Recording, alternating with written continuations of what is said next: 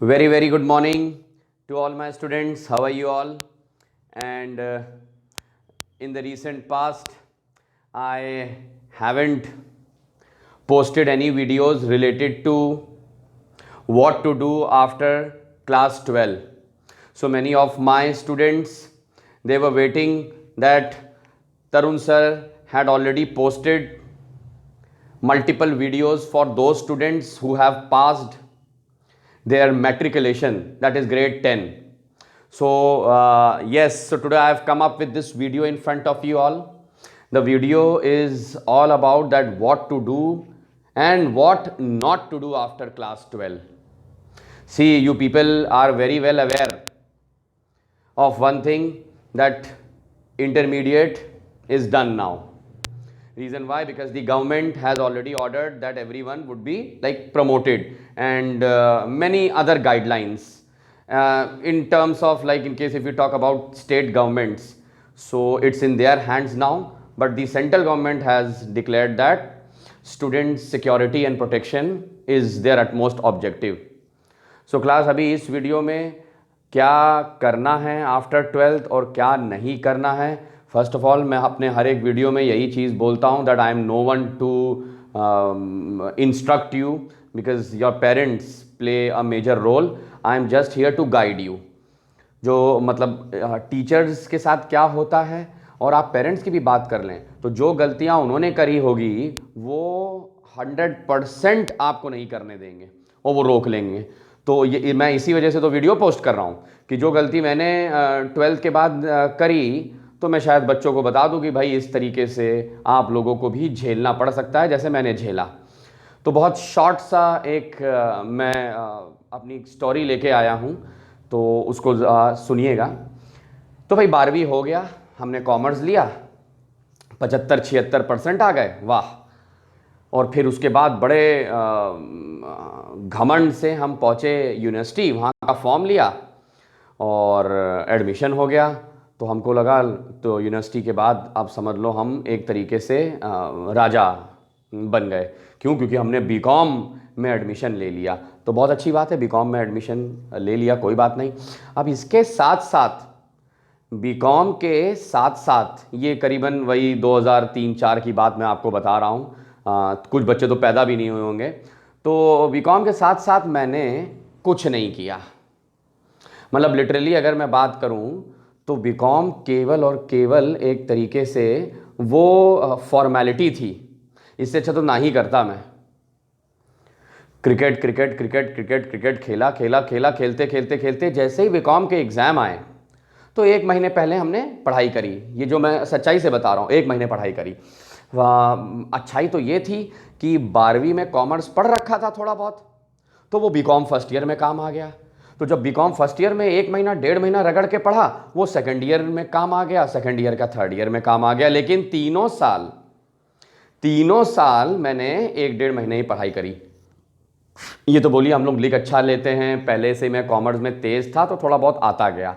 हाँ, झूठ नहीं बोलूँगा, मैंने अकाउंट्स की, कॉस्ट अकाउंटिंग की, इसकी कोचिंग कर रखी थी, तो उससे भी काफ़ी मदद मिली मेरे को, समझ रहे हैं. तो अभी आप देखिए कि 12वीं के बाद ना तो कोई कोर्स में ध्यान, ना कुछ.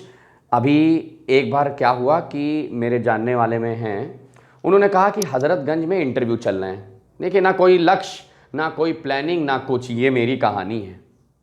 मैं उस बंदे के साथ चल पड़ा हज़रतगंज, इंटरव्यू दिया. वहाँ पर अपनी असली पहचान हो गई कि मैं इंग्लिश में कितना अच्छा हूँ. बहुत ही अपने आप को 30 मार्का हम समझ रहे थे कि इंग्लिश बोल ले जाएंगे. और वो भी दिल्ली से कंपनी आई थी, वहाँ के HR, उन्होंने मेरी धज्जियाँ उड़ा दी. मेरे से पूछा that what place have you travelled recently. तो मैंने तो बोल दिया वैष्णो देवी.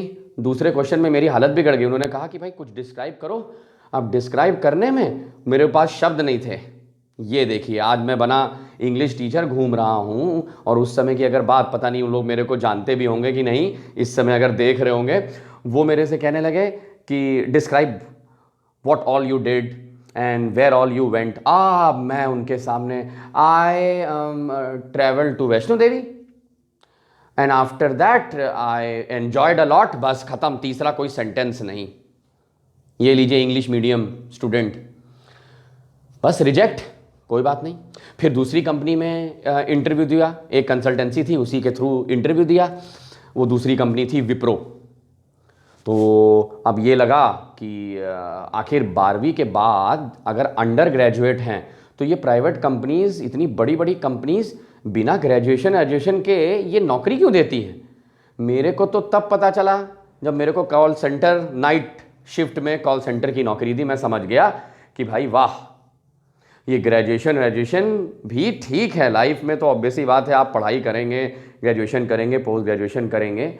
लेकिन वहाँ जाने के बाद मैं दिल्ली शिफ्ट हुआ, फिर वहाँ काम किया विप्रो में। तो वहाँ जाने के बाद मेरे को ये लगा काफ़ी लोग से बात करने के बाद कि आधे से ज़्यादा तो अंडर ग्रेजुएट हैं और कुछ तो इंटरमीडिएट के चले आए। क्यों? They were just speaking good English, केवल अच्छी इंग्लिश बोल रहे थे, इसी वजह से उनका मतलब समझ लीजिए सिलेक्शन हो गया। वो क्या ये कंपनीज़ का कोई मतलब मैं I am not contradicting, criteria क्या था? Only English communication. तो फिर इंसान इतनी बड़ी बड़ी पढ़ाई करता क्यों है? कोई 16,000, कोई 17,000, बाप रे, मैं उस समय की बात बता रहा हूँ आप लोगों को, 2005 की। 16-17 हज़ार अभी नहीं मिल रहे हैं 2021 में। लेकिन इंग्लिश के बदौलत मुझे भी मिला, क्योंकि मैंने दूसरा राउंड थोड़ा चालाकी से पहले से ही थोड़ा इंटरव्यू अपने दिमाग में रट लिया था, सिलेक्शन हो गया।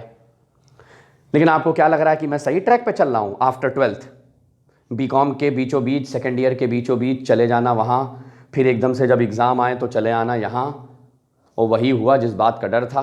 कोई प्रॉपर प्लानिंग नहीं थी और कॉल सेंटर की जॉब मेरा लक्ष्य नहीं था। थोड़े समय में काम करने के बाद मैं वापस आ गया। अब जब वापस आया तो फिर अब सवाल ये है कि बीकॉम ख़त्म हो रहा था, बीकॉम के बाद क्या? तो ज्वाइन कर लिया बैंकिंग की कोचिंग। वाह, मैथ्स में अंडा, जिसको एलसीएम एचसीएम नहीं निकालने आता, वो बैंक की कोचिंग उसने ज्वाइन कर लिया, वो भी समझ लीजिए कुछ लोग के प्रेशर में आके। आप लोग समझ रहे होंगे बेहतर। अब जब कोचिंग गया तो वो सब, जब मैं 10th में जस्ट पास हुआ था मैथ्स में, आप खुद सोचिए, तो मैं वो बैंकिंग कोचिंग में क्या कर रहा था। लेकिन बस ये है तसल्ली देने के लिए। बेटा 90% बच्चा, याद रखिएगा, अपने आप को केवल तसल्ली देने के लिए और दूसरे लोगों को बताने के लिए कोर्सेज करता है। सही बता रहा हूँ कि हाँ मैं कुछ कर रहा हूँ। मेरे को तो हंसी आती जब कुछ बच्चे एकदम घमंड में कहते मैं ये कोर्स कर रहा हूँ पोस्ट ग्रेजुएशन का, मैं ये कोर्स कर रहा हूँ ग्रेजुएशन का। उसका रीज़न हम लोग जानते हैं ना, आप लोग भी जानते हैं। अब तो मार्केट में सब कुछ आ गया है, पता चल गया है कौन सा कॉलेज आपको प्लेसमेंट देगा, कौन सा कॉलेज नहीं देगा, क्या ये कोर्स करने से हम लोगों को कौन सी जॉब मिलेगी। उस समय तो कोई भी गाइड करने वाला नहीं था। अब तो हज़ारों वीडियोज़ यूट्यूब में डाल देंगे, मोटिवेशनल वीडियोज़ हैं। किसी का भी मोटिवेशनल वीडियो उठा लीजिए, उसमें आपको बड़ा जोश आ जाएगा। समझ गए? अरे जोश वोश मत लेके आओ भैया। मैं आपको अभी बता दूं, मैं अगर 12वीं के बाद बहुत ही ढंग से बैंकिंग की कोचिंग में अगर जम के पढ़ाई करता, उस समय भी मेरा मैथ सब्जेक्ट नहीं था। इसी वजह से मैंने 11th में भी मैथ छोड़ी। मतलब मेरे को बात फियर की नहीं, जिस चीज़ को दुश्मन मान लो उसी चीज़ से अगर आप करियर बनाना चाह रहे हो तो बहुत मुश्किल है भाई। बात समझ रहे? किसी को हॉकी खेलने आता है तो क्रिकेट में करियर क्यों बनाएगा अपना जाके? मैं वही किया, बोल पाया नहीं अपने घर से, और मैं बैंकिंग की कोचिंग ज्वाइन कर ली। और वो जो पढ़ा रहे थे सब ऊपर से, मैं केवल इंग्लिश के सेक्शन में सीरियस रहता था, रीजनिंग और जनरल स्टडीज़। लेकिन आपको पता होना चाहिए सरकारी नौकरी ऐसे नहीं मिलती, आपको पर सेक्शन का कट ऑफ बहुत अच्छा चाहिए होता है। ये मेरा फ्यूचर, ये मेरा करियर रहा। बीकॉम चल रहा है, बीच में विप्रो निकल गए, विप्रो से यहाँ वापस आ गए, बैंकिंग की कोचिंग कर ली, इसी तरीके से बीकॉम चला गया। ऑनेस्टली बता रहा हूँ, पहली बार इस वीडियो के माध्यम से। फिर बीकॉम के बाद गैप हुआ, कुछ भी नहीं किया, केवल और केवल यहाँ वहाँ जो भी बोल देता था, केवल उसी के कहने पे जाके सीवी लेके हम जॉब के लिए अप्लाई कर देते थे। सरकारी फॉर्म पीछे से भरते चले जा रहे थे। एकदम से फिर ये तो बोलिए डैड का सपोर्ट था, उन्होंने एकदम से कहा कि चलो भाई अब एमबीए करो। अब एमबीए में आ गए, फिर रिसर्च नहीं करी। देखिए ज़रा, कॉलेज की रिसर्च नहीं करी, प्लेसमेंट की रिसर्च नहीं करी, कुछ भी। और उस समझ लीजिए किस्मत ही ख़राब थी। 2007 से 8 के बीच में मंदी का दौर चला, रिसेशन का। तो कॉलेज वालों को भी बहाना मिल गया कि मंदी का दौर है, समझ रहे हैं? ऐसा लग रहा था उसी समय कोविड आ गया। वाह, मंदी का दौर ये थोड़ी ना कहता कि पूरा देश ही काम करना बंद कर देगा। लेकिन उनको मौका मिल गया, ख़त्म, भटको अब। इस तरीके से फिर इंश्योरेंस बेच रहा हूँ, वो 15 दिन में वो ख़त्म जॉब एकदम से। सो बच्चों, बहुत लंबी कहानी है, आप चट गए होंगे, मुझे माफ़ करिएगा, लेकिन मैं आपको जो बता दे रहा हूँ, अगर प्लानिंग नहीं है 12वीं में ही, मैं आपको अभी बता दूँ, समझ लीजिए धज्जियाँ उड़ जाएंगी। समझ 40 से 45% बच्चा ये देखता है कि मेरा दोस्त कहाँ जा रहा है, और 40 से 45% और जोड़ लो, ऐसे बच्चे हैं जो लोग अपना भेद नहीं खोलेंगे, अपना सीक्रेट नहीं बताएंगे कहाँ जा रहे हैं, बाद में फिर फेसबुक पे पोस्ट कर देते हैं जॉइंड दिस कॉलेज महाराष्ट्र। क्यों? क्योंकि वो चिढ़ाने के लिए। अरे ये सब छोड़ो भैया, 40 की उम्र कब आ जाएगी, 45 की उम्र कब आ जाएगी, समझ लो खो जाओगे मार्केट में। तो मेरा ये कहना है, व्हाट आफ्टर 12th, सबसे पहले तो आप बहुत काबिल बच्चे हैं, अगर हद से ज़्यादा काबिल, वो आपको पता चल गया होगा कि किस तरीके से आप मैथ्स वैथ साइंस देने आ रहे हैं, नीट या IIT दे दीजिएगा। कुछ बच्चे कोचिंग वोचिंग भी ज्वाइन कर चुके होंगे, जम के पढ़ रहे होंगे, तो उनसे तो मेरा कोई, मैं ये वीडियो है ही नहीं उनके लिए। लेकिन अगर आपको ज़रा सा भी डाउट लग रहा है अपने पर, तो मैं आपको अभी बता दूं, अपने लेवल के 12वीं आप पास कर चुके हैं, अपने लेवल के सरकारी के जो फॉर्म्स होते हैं, बात समझे, गवर्नमेंट के जो फॉर्म्स होते हैं बच्चों, उसको ज़रूर भरिएगा, मेरी जैसी गलती मत करिएगा। कब क्या चमत्कार हो जाए, मेरे साथ कुछ बच्चे BCom में भी पढ़ रहे थे और MBA में भी पढ़ रहे थे, जो लोग बीच में छोड़ के क्लर्क की जॉब करने गए, वो मैंने उनका बड़ा मजाक उड़ाया, मैंने क्लर्क की जॉब के लिए फर्जी MBA ज्वाइन कर लिया और फिर BCom, ये सारी चीज़ें। मेरे बच्चे आज वो स्पेशलिस्ट ऑफिसर हैं। अब मैं क्या बताऊं आपको, जाके सर्च कर लीजिएगा कि बैंक का स्पेशलिस्ट ऑफिसर की तनख्वाह और रुतबा होता क्या है। तो ये सब अब गया ज़माना कि वो क्या कर रहा है क्या नहीं कर रहा। ये मैं आपको ये चीज़ बता रहा हूँ कि एक बार ट्राई ज़रूर करिएगा, किसी भी बुक डिपो चले जाइएगा, वहाँ पैसा जमा कर दीजिएगा, कहना भाई साहब जो भी मेरे लायक फॉर्म आता है 12वीं के बाद एलिजिबल, 12वीं के बाद जो भी मेरे लायक फॉर्म आता है, भाई साहब आप प्लीज़ मेरे को फ़ोन करके बता दीजिएगा, ये लीजिए 100-150 रुपये। वो आपको खुद ही बोल देगा, हाँ जी आ जाइए ज़रा, एयरपोर्ट में निकला है, हाँ जी आ जाइए ज़रा, जल विभाग में निकला है, हाँ जी बापू भवन, सचिवालय, विधानसभा, समझ रहे हैं, पासपोर्ट ऑफिस, इस तरीके के फॉर्म्स आते रहते हैं। कई बच्चों ने तो सरकारी नौकरी वाली वेबसाइट ही नहीं खोली होगी। अरे करके तो देखो, जब एक जॉब बाय चांस आप एंट्रेंस देने जाते हैं, अब आप कहेंगे सर मेरा मन नहीं हुआ, तो फिर भी बात मन की नहीं है, यहाँ अपना लक्ष्य ज़रूर पूरा करो, जो भी आपने सोचा है, बीटेक एमटेक BCA BBA वो ज़रूर करो। साइड में मैं बोल रहा हूँ कि 12वीं के बाद सरकारी फॉर्म ज़रूर भरना। मेरी बात समझ गए? अगर आप एवरेज स्टूडेंट हैं तो, वरना यही होगा, अगर आपको ठीक ठाक कॉलेज नहीं मिला तो फिर वही चक्रव्यूह आ जाएगा। मैं कॉलेज के ऊपर उंगली नहीं उठा रहा हूँ, किसी कॉलेज के ऊपर, मैं आपको अभी बता दूँ, लेकिन आप लोगों को पता है, पूरी दुनिया जानती है कि प्लेसमेंट क्राइटेरिया होता है, अच्छा भी होता है, लेकिन पांचों उंगलियां बराबर नहीं होती। ज़रूरी नहीं कि आपका सिलेक्शन हो, तो आप बैकअप बनाइए। अगर आप प्राइवेट में ही इंटरेस्टेड हैं, भाई कॉलेज जा रहे हैं अगर, तो भाई प्राइवेट ही जॉब के लिए तो अप्लाई करेंगे, तो क्यों ना आप सरकारी नौकरी के लिए एक बार तैयारी कर लें। बात समझे? एक ज़माने में मैं बड़ा खिलाफ रहता था, मैं कहता था गवर्नमेंट ग्रोथ और ये सारी चीज़ें हेकड़ी निकल गई सब। बात समझ, अगर आज की डेट में हम लोग 13-14 घंटे, हम प्राइवेट के आदमी हैं, अगर 13-14 घंटे अपने लिए जो संस्थाओं से जुड़े हैं उनके लिए काम ना करें तो बच्चे धुल जाएंगे एकदम। कोई परचून की दुकान खोलनी पड़ेगी थोड़े समय में। तभी कह रहे हैं गवर्नमेंट जॉब को टारगेट कर लो, अगर आती है तो वो फिर आप खुद ही परिवार के साथ बैठ के बहुत सलाह मशवरा कर सकते हैं। समझ रहे? मेरे कुछ जूनियर्स जिनको मैंने पढ़ाया, SBI की क्लर्क बनी हुई है, मज़ा आ जाता है उनसे बात करके।